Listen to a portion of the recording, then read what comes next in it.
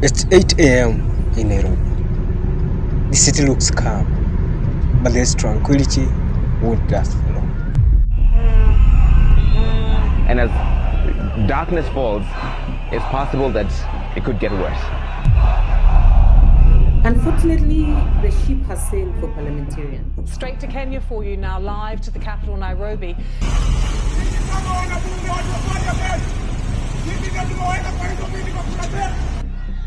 Nobody knows what to expect, but there is increased security, and especially around the parliament building.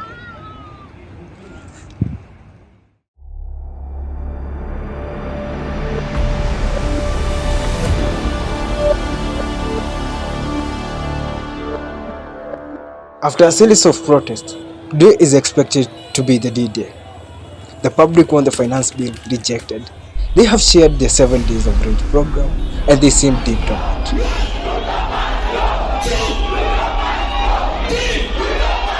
The members of parliament, however, are equally determined to pass the bill and seem unmoved. Pengine watu wengi sana hawataisikia vile walisikia last year. And that's why I want to encourage you. The president wants the bill passed, but the youth, the Gen Z, have vowed to occupy parliament if their plans are ignored. At Kenyatta Avenue, rather, it's only about a few minutes past 9 a.m. Parliament session begins early in the morning. There are peaceful protests happening, but the numbers aren't huge. You always do what you think is right for you. Voting begins as the public wants their representative. Lazima tuongee lugha gani ndio hao watu watuelewe. Kama ataendelea kufanya akipitisha hiyo asikanyage molo. The MPs will listen. Perhaps the protesters outside will influence their decision. The #reject finance bill has surpassed 4 million posts. Beyond the protests, Gen Z influencers are still being abducted. X Spaces and TikTok Lives are the operational basis for Gen Z, where they direct, cry for help, and regroup.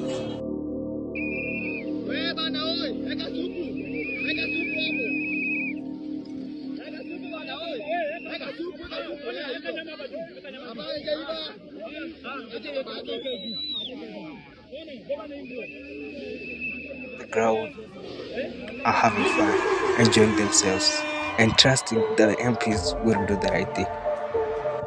The voting stops and the counting begins. Ndio ya maji, anytime from now tutakuwa tunaoga, so but hatuna towel, some of us hatuna sabuni, but anytime from now tutakuwa tunaoga. So guys, I'm excited, it's time for shower. Officers are deployed around the city.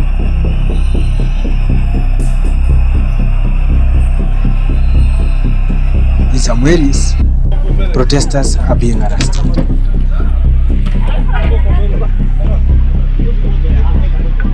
Tear gassed and hit with water cannons.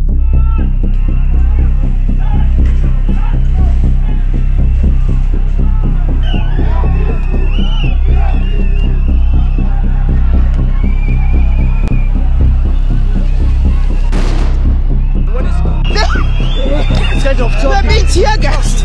They're being tear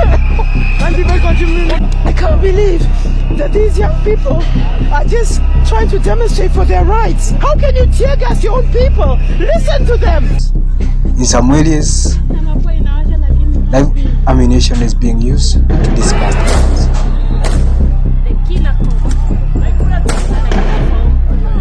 Like bullets.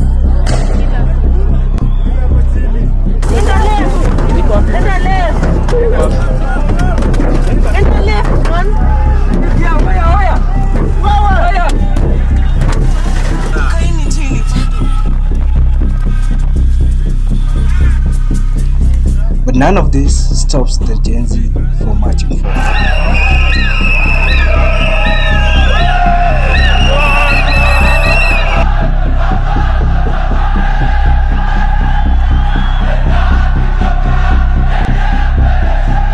As the public eagerly awaits the parliamentary decision, The opposition MPs are heckling.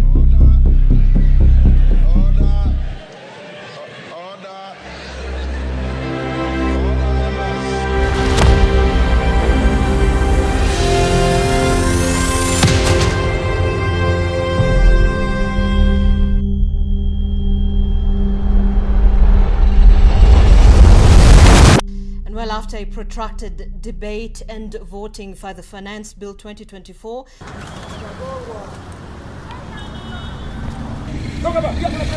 So government must balance between collecting revenue and taking care of our young people who are not gainfully engaged. And breaking news that the bill sails through. For the Gen Z, the battle is lost. Parliament is celebrating. So the ayes have it. MPs are laughing in their faces. Their last hope has failed them. Pain of lost protesters. The MP's pride and the feeling of betrayal. Gen Z declares war. It's time to occupy Parliament. Nairobi is in flames. Gunshots echo throughout the city. Tear gas isn't working. The water cannons are exhausted. The number of protesters overwhelms the police, who are forced to flee for their lives.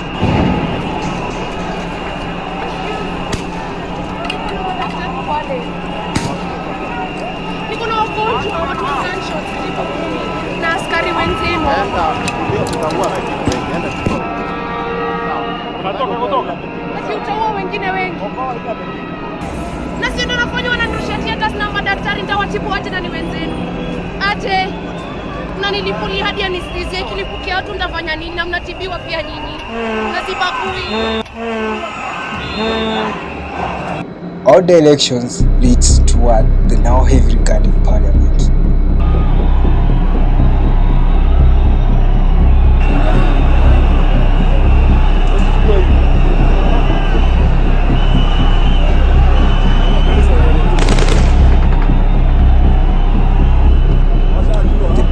The officers fire, killing civilians, but this only fuels the protesters' resolve. They charge forward.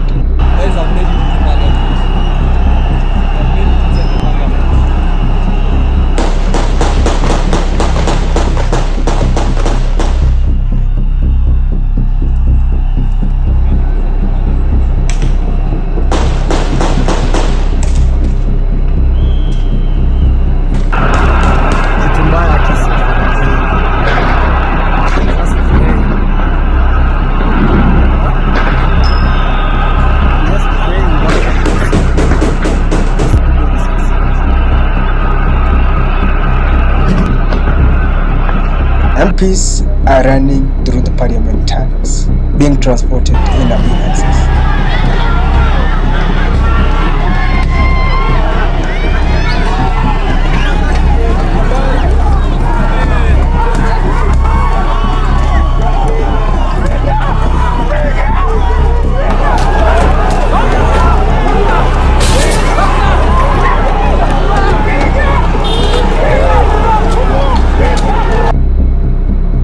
MPs known to oppose the bill are helped by the Gen Z, and as the members of Parliament run for their lives, those with disabilities are left behind to face the Gen Z, but they ensure their safe passage to their cars.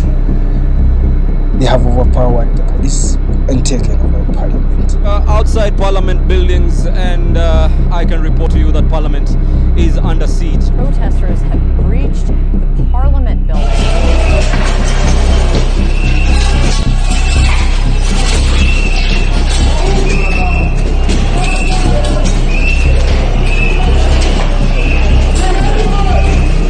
TikToks are being recorded from inside the Parliament. Mr. Speaker, sir, I'm here to address you. You must go. Ruto must go. Kwapa, not Wendy. Protesters, some are enjoying the mess. Others are dressed in the sergeant at arms robes, taking the speaker's chair and the peace. The very symbol of government authority is now in the hands of the Kenyan people. President deploys military to restore order, labeling the events as treasonous. Today, Kenya experienced an unprecedented attack on its democracy, rule of law, and the integrity of its constitutional institutions. But in truth, he has lost.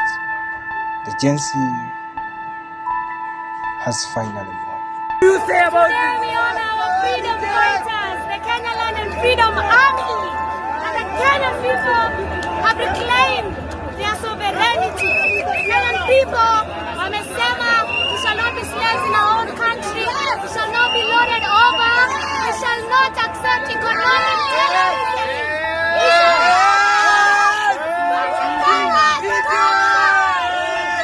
Though at a great cost of lives.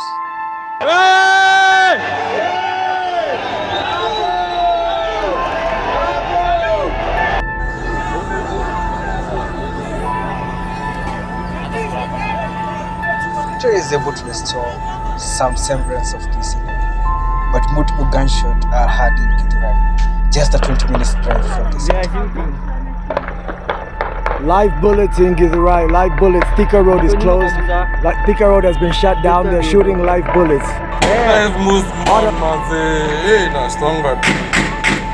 Mungu wangu tu nitakuwa shida man. Oh my God, sikia tu live bullets. Live bullets. Hamastini whatever those. Na record tu nimelala tu hapa chini ya. Nitakuwa whatever.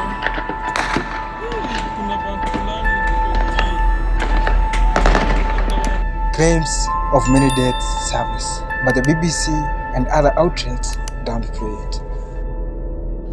So first of all, I would want to confirm that I live in Githurai and there is no massacre in Githurai. The following day, the president concedes defeat and refuses to sign the bill.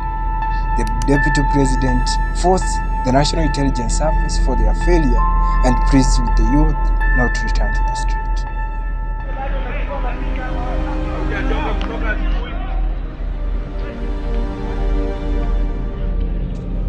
The city lies in ruins.